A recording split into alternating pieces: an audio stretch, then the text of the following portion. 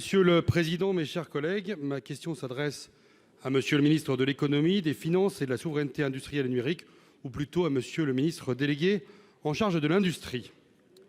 Le mondial de l'auto a été l'occasion d'annonces politiques d'importance pour continuer d'accompagner la filière vers sa transformation, qu'il s'agisse d'un entretien du président de la République dans Les Échos ou des propres déclarations du ministre Bruno Le Maire.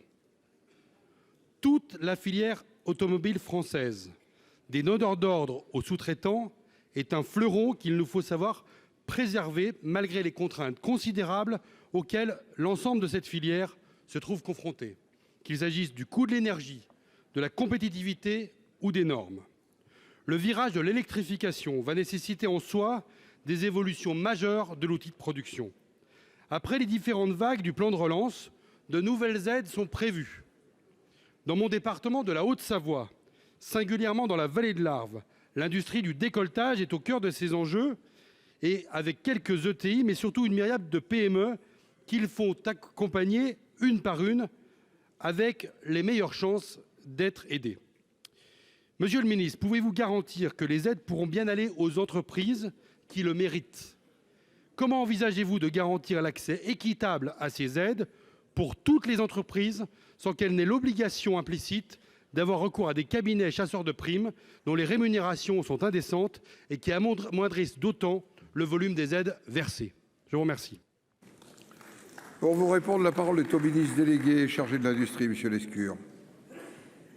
Monsieur le président, mesdames, messieurs les sénateurs, monsieur le sénateur Loïc Hervé, cette question, et vous l'avez dit, tombe bien puisque nous sommes la semaine du mondial de l'automobile, le premier et le seul salon en Europe cette année, le premier depuis 4 ans, auquel est adjoint également le salon Équipe-Auto. Donc on a toute la filière, les constructeurs et les équipementiers réunis à la porte de Versailles.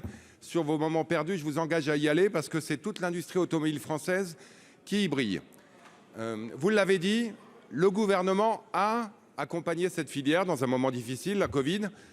France Relance pour l'industrie automobile, c'est environ 750 millions. Et pour votre département, que nous avons visité avec Bruno Le Maire il y a quelques semaines, la filière de la vallée de l'Arve, vous y étiez là, la filière du décolletage, ça a été le premier département accompagné avec 54 millions d'euros d'argent public qui ont conduit à 125 au total millions d'euros d'investissement pour accompagner la filière. On va continuer, on va même accélérer. J'irai plus loin que ce que vous disiez l'objectif, elle est de préserver la filière. Non, l'objectif, il est de la développer, de s'assurer que l'industrie automobile qui va prendre le virage de l'électrification le fasse en toute souveraineté, en réindustrialisant nos territoires et en développant ces filières qui en ont bien besoin.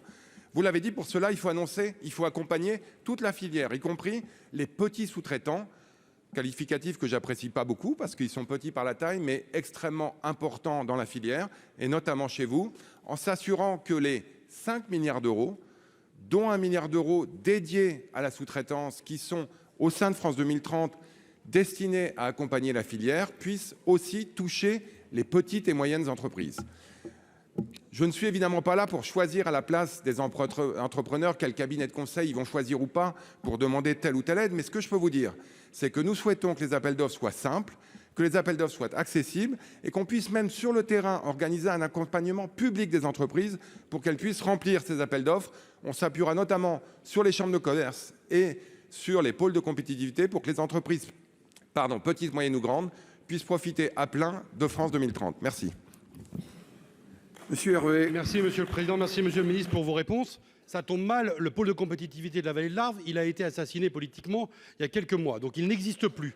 Donc pour ce qui est chambre de commerce, il reste les chambres de commerce, vous avez raison. Mais la structuration collective dans la vallée de l'Arve et en Haute-Savoie, ça reste quelque chose de très important. Apprenons de ce qui s'est passé ces dernières années avec les 3 vagues du plan de relance et moralisons l'octroi des aides pour que toutes les entreprises aient la capacité d'avoir des aides. Merci.